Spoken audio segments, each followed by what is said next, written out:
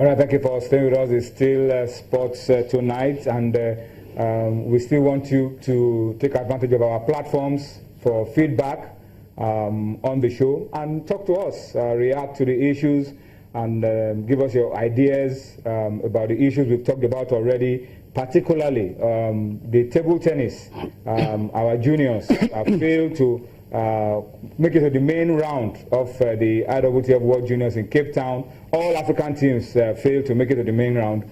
But talk to us about it. What does this spell for grassroots table tennis development in Nigeria? And how can we continue to invest in youth so that we can compete favorably at all levels? You can also talk to us as well about the issue, the developing story around the Brazilian team that suffered a terrible setback, tragedy, and of course continue to pass your message across to them, encourage them, console them, and let's see how they can recover from what happened 2 days ago. All right, let me introduce my guest to you. It doesn't need too much of an introduction, but if you are of the new generation, those who were born in the 2000s, in the late 90s, well, we will need to introduce him to you. But for those of us that were lucky to have been around to see him play, a schoolboy international.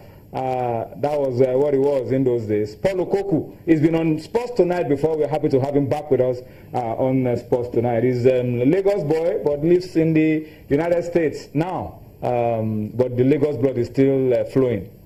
Always. Born and raised. Yeah. That's why I love your show, man.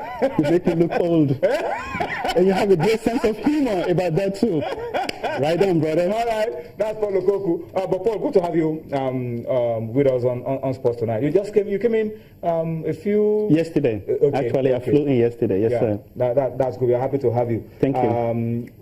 Let's get your thoughts. Before I come to you, let's quickly go to Cameroon. Our girls about this time yesterday qualified for the final of the African Women's Championship. I'm going to ask your thoughts about that as well. And they beat South Africa 1-0. It was not a very easy game for the girls, but they did the job all the same. And it was Desire Okparanoze's free kick that earned us a place in Saturday's final of the African Women Cup of Nations. Let's listen now to the coach of the team, Florence Omagbemi, herself a former captain of the team. She's won the tournament as a captain, as a player, and she's preparing to do it again as a coach. We'll also be listening to the hero or the heroine of the game, as the case may be, Desire Okparanoze, as well as captain of the team, Rita Chikwelu, and the goalkeeper of the team, Alaba Jonathan. We'll listen to them, and then we'll be back with more on Sports Tonight. Join us again. First of all, I want to thank the South African team for giving us a good game today. It was a great game for both teams. I give them credit for that. At the end of the day, like your question, what you said about our team, we know we are playing the semi-finals, and our goal is to win. And I believe football is all about winning. Sometimes you have a game that you're not sure of, and you're not too impressed with the performance of your team. But at the end of the day, you want to carry the day. You want to win. So I would say today is not one of our best games. I agree with that. But at the end of the day, we won. And that is our goal. That was why we came here to play. First of all, I want to give credit to the players again. And like you rightly said, you're watching the game from the beginning of the first half to the second half. It was a different approach from the first half. And sometimes when you have a game plan and you're going to play the semi-final game, you try to communicate some information to your players. And when they get to the field, the expectation of the game, some of them get consumed with that. And a little bit of nervousness, even with some of the key players on the team.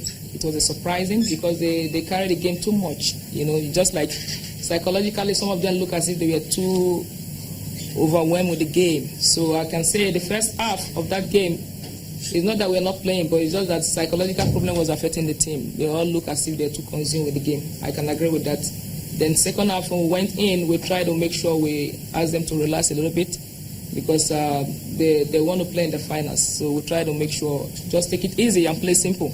Because when you try to do too much and you want to make sure you impress everyone, you start making mistakes. Nobody asked them to sit back. We want to play. Our team is an attacking team. We want to get goals. But at the same time, like I said in my earlier interview, we are playing in different oppositions. South Africa is different from Kenya, different from Ghana. And I would say we're happy to play against them because this will prepare us for Cameroon. We will try to make some adjustments because, like I said, today is not one of our best games. I agree with you, and even the players, they can testify that. But even though with the performance, they're able to come out victorious. So it's not easy to win a game like this with such performance. So I give credit to the team. In training, we practice a lot of free kicks, and when it happened, that was my best position, I would say. And when it happened, I knew I could score from this because it happens to me in training. So why not try it in the game? So, and I did try it, and it happened for me. It happened for the team. So it was a good one. Yeah, I'm not going to throw more light on what we're expecting on what we're going to do on Saturday, but I want to show you that we know what we're expecting on Saturday. It's going to be more of a physical game. It's all about winning, not who played well, but who win. South Africa, we know South Africa is a good team, and it's always like this whenever we are playing them. They are good, their techniques, they are quick, and you have to be strong to play against South Africa. If you can defend them in first half, you can beat them. We play against Ghana. Ghana is similar like South Africa. They have the same kind of players like South Africa. And if you are playing this kind of team, you have to be smart and not to play much of free kick across the 18. And we know Cameroonian, they are physical like us. I know this is not going to be easy game, but we are going to do our best to defend our title.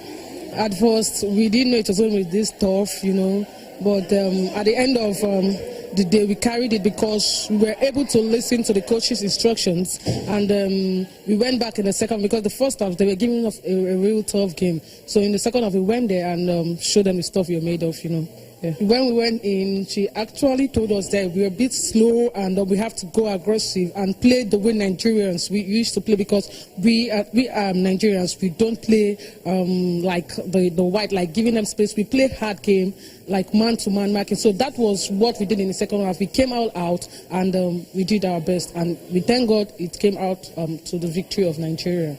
It's a very, very, very big celebration for me, because I have never played AFCON before. Though I've gone to the World Cup, but I've never played AFCON. So it's my first time, and I really want to make myself, my name, my family, and the whole Nigeria proud. And thank God we are doing it, and we were ready to do more in the finals against Cameroon. So we are prepared, fully prepared.